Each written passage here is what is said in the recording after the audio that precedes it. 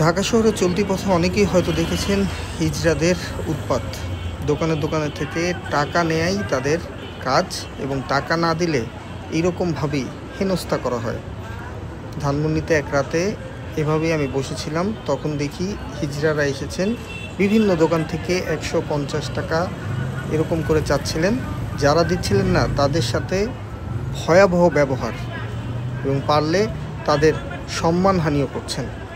50 টাকার নিচে তো দূরে থাক, 100 টাকাও নিতে চাইছেন না। তেমনই একটি ঘটনা এই তরমুজ বিক্রেতার সাথে। দেখতেই পাচ্ছেন হিজড়ার দল মিলে তাকে ঘিরে ধরেছেন এবং বারবার টাকার জন্য চাপ দিচ্ছেন। এক পর্যায়ে টাকা দিতে না চাওয়ায় তাকে হেনস্থা করা হয় ভয়াবহভাবে। এক পর্যায়ে বাধ্য হয়ে পাশের দোকান থেকে 100 টাকা এনে এই দোকানদার তাদেরকে ঠান্ডা করে, কিন্তু তারপরও তারা নাছোড়বান্দা।